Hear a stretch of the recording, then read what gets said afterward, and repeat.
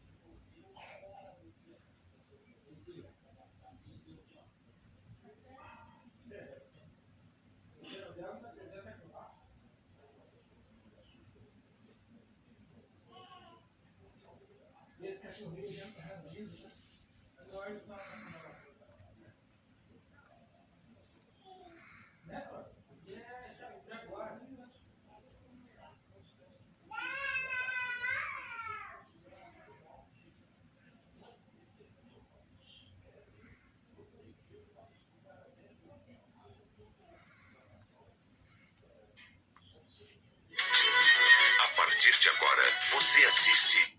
Saber, reverendo, como essa tão grande salvação chegou à sua vida? Muito obrigado, Daniel, pelo seu carinho. Muito obrigado pelo carinho de todos aqueles que nos assistem neste momento.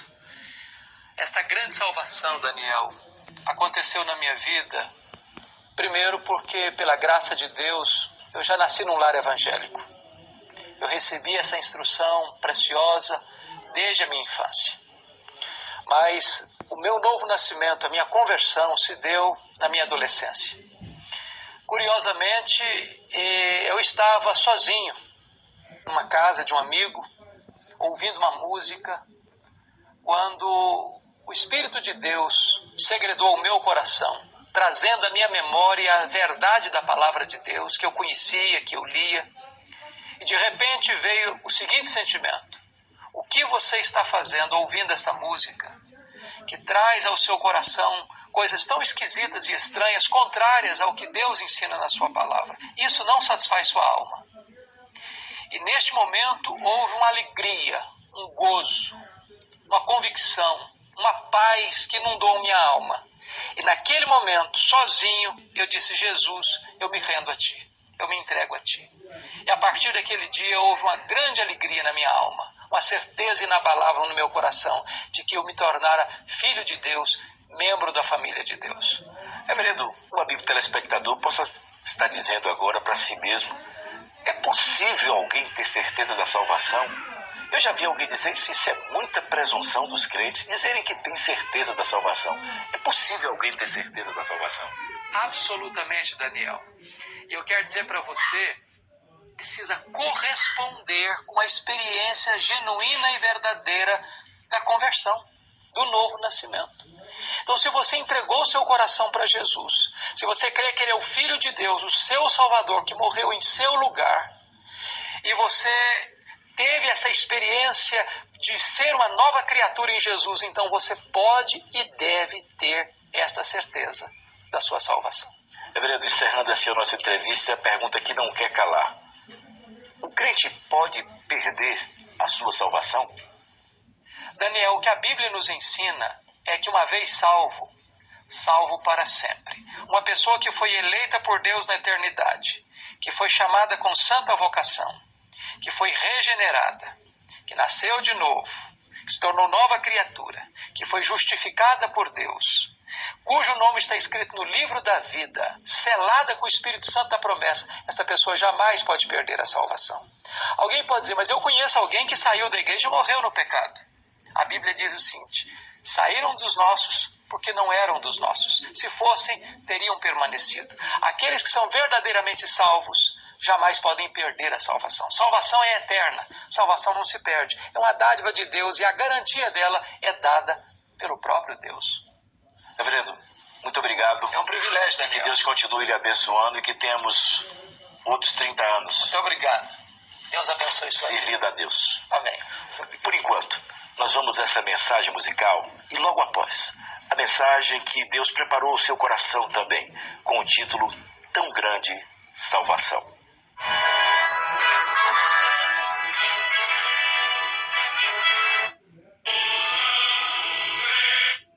Do mundo. Deus não amou você por causa dos seus méritos. Deus amou vida. Vamos conversar sobre salvação, sobre a tão grande salvação. E vamos olhar isso à luz do texto mais conhecido da Bíblia, João 3,16, que Lutero chegou a dizer que era a miniatura da própria Bíblia. Foi Jesus Cristo quem disse essas palavras a Nicodemos, porque Deus amou o mundo de tal maneira que deu o seu Filho unigênito, para que todo o que nele crê não pereça, mas tenha a vida eterna. Eu quero dizer para você que você tem um problema que não é apenas terreno, temporal, superficial, mas é um problema essencial. Todos nós temos esse problema. Se Deus percebesse que o seu problema fosse um problema apenas emocional, psicológico, Deus teria enviado ao mundo um psicólogo. Se o seu problema fosse apenas econômico, Deus teria enviado ao mundo um economista. Se o seu problema fosse apenas um problema de ordem social, Deus teria enviado ao mundo um sociólogo. Mas o seu e o meu problema é um problema espiritual, é o pecado. Por isso Deus enviou ao mundo o seu Filho como nosso Redentor. E ele veio para nos trazer salvação, para salvar-nos do pecado. E hoje eu quero apresentar a você, à luz de João 3,16, esta tão grande salvação. A salvação é grande, primeiro, por causa da sua procedência, porque Deus amou. O Criador do universo, o Senhor dos céus e da terra, o Deus eterno, colocou o seu coração em você e amou a você desde a fundação do mundo. Deus não amou a você por causa dos seus méritos. Deus amou a você apesar dos seus deméritos. A causa do amor de Deus por você não está em você, não está em mim. A causa do amor de Deus por nós está nele mesmo. Deus amou você e a mim de forma incondicional, porque Ele nos amou desde toda a eternidade. Amou-nos apesar de sermos fracos, ímpios, pecadores e seus inimigos. Segundo lugar, esta salvação é grande por causa não apenas da sua procedência, mas também por causa do seu alcance. Porque Deus amou o mundo. E o mundo aqui são as pessoas de todos os tempos, de todos os lugares, de todas as etnias, de todos os estratos sociais, de todos os segmentos religiosos. Esse mundo aqui extrapola a fronteira geográfica, cultural, filosófica, ideológica, religiosa. Deus ama a todos indistintamente. Deus não faz acepção de pessoas. Deus ama o pobre, Deus ama o rico, Deus ama o doutor, Deus ama o analfabeto, Deus ama o homem do campo, Deus ama o homem da cidade, Deus ama o homem religioso e o não religioso. O amor de Deus não tem sua causa em nós, tem sua causa no seu próprio coração amoroso. A questão aqui não é que Deus tenha amado um mundo tão grande, mas é que Deus tem amado um mundo tão mau. Um mundo que é hostil e que é inimigo de Deus. Nós que nos rebelamos contra Deus, a despeito disso, Deus nos amou com amor eterno. Em terceiro lugar, esta salvação é tão grande, não apenas por causa da sua procedência e do seu alcance, mas também por causa da sua intensidade. O texto prossegue e diz, porque Deus amou o mundo de tal maneira. Note isso. Deus não amou o mundo de maneira pequena, limitada.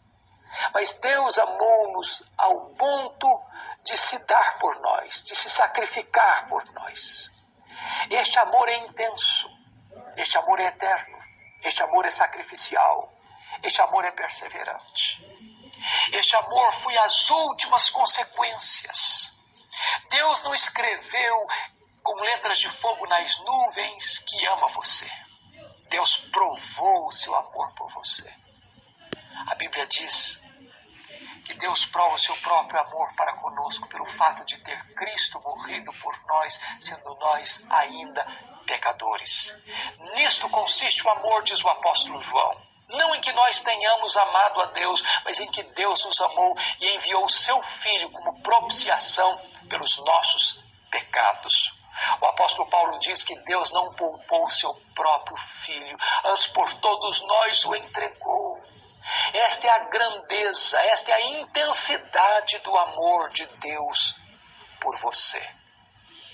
Mas em quarto lugar, este amor, ou esta salvação é tão grande, não apenas por causa da sua procedência, não apenas por causa do seu alcance, não apenas por causa da sua intensidade, mas em quarto lugar, esta salvação é tão grande por causa do seu sacrifício.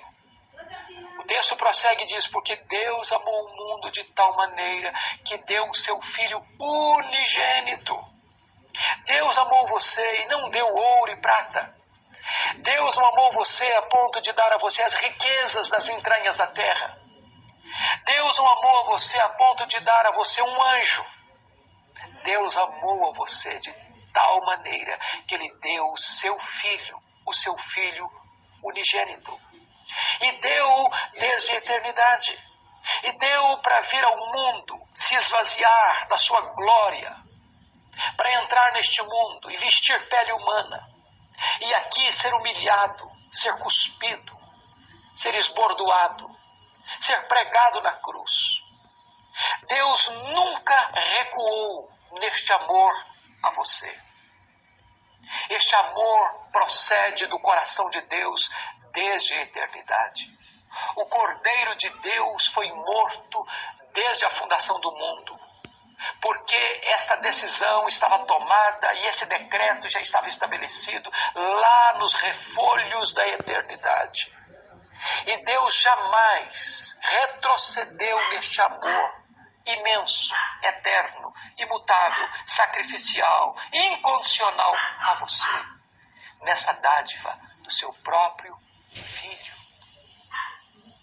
Mais ainda, em quinto lugar, essa salvação é tão grande por causa da sua oportunidade. Porque Deus amou o mundo de tal maneira que deu o seu Filho para que todo que nele crê. Note você que Deus providenciou esta salvação e oferece esta salvação não àqueles que são religiosos, não àqueles que são sinceros, não àqueles que praticam boas obras, não àqueles que fazem penitências e sacrifícios. Diz o texto que Deus amou o mundo de tal maneira que deu o seu Filho unigênito para que todo que nele crê. A condição única para você ser salvo, para você ter vida eterna, para você ir para o céu, para você ter o seu nome escrito no livro da vida, é que você creia em Jesus. Não há outro caminho, não há outra alternativa, não há outra porta, não há outra possibilidade de você ser salvo. É interessante que no imaginário popular as pessoas dizem assim: o que é importante é ter uma religião, o que é importante é ser sincero, o que é importante é ser uma pessoa honesta, é fazer por onde, merecer a salvação. Embora essas ideias sejam tão simpáticas, elas não são verdadeiras. A Bíblia diz que há caminho que ao homem parece direito, mas ao final é um caminho de morte. Deus não deixou dúvidas. Deus não deixou você confuso acerca da maneira e da forma de você ser salvo. Este assunto é muito importante, ele é vital, e você não pode estar enganado acerca dele. Então Deus deixou isso claro para você e para mim. A única maneira de você ser salvo é crer em Jesus. Não é crer em Jesus e acrescentar a esta fé alguma coisa a mais. Não é crer em Jesus e em Pedro. Não é crer em Jesus e em Maria. Não é crer em Jesus e no pastor. Não é crer em Jesus e no padre. Não é crer em Jesus e na igreja. Não é crer em Jesus e na obra missionária deste ou daquele líder. É crer unicamente em Jesus. Ele é absolutamente suficiente para dar a você a salvação. Ele é o caminho, Ele é a verdade, Ele é a vida. Ele é o único mediador dado entre Deus e os homens, pelo qual possamos então chegar a Deus. Ninguém pode ir a Deus a não ser por Jesus. É preciso crer em Jesus. Mas talvez você possa perguntar o que é crer em Jesus. Crer em Jesus significa que você vai entender com a sua mente, você vai aceitar com o seu coração e você vai receber com a sua vontade esta verdade, que Cristo Jesus veio ao mundo para salvar os pecadores, que Jesus levou à cruz os seus pecados, que Ele morreu morte de cruz em seu lugar, que Ele recebeu em si mesmo a punição que os seus pecados merecem, que Ele morreu a sua morte no seu lugar, em seu favor, pelos seus pecados, para dar a você a vida eterna. É você transferir a sua confiança em você mesmo, na sua religião, nas suas obras, nos seus méritos, única e exclusivamente para Jesus, e entender que quando Cristo morreu, Ele morreu em seu lugar, em seu favor, para dar a você perdão dos seus pecados e a vida eterna. Mas ainda, essa salvação é grande por causa do seu livramento. O texto prossegue e diz: porque Deus amou o mundo de tal maneira que deu o seu Filho unigênito para que todo que nele crê não pereça. Note isso, Jesus está alertando a você e a mim acerca de um perigo enorme de perecer eternamente. E o que é perecer aqui? Não é apenas morrer fisicamente.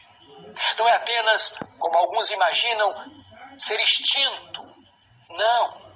Jesus fala de uma condenação eterna, de trevas exteriores, de banimento para sempre da presença de Deus. Jesus fala de uma condenação eterna. Jesus fala de um fogo que não se apaga, de um bicho que jamais deixa de roer.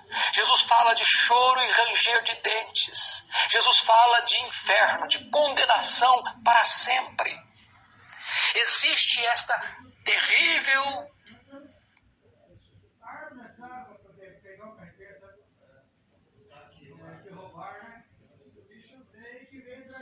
possibilidade.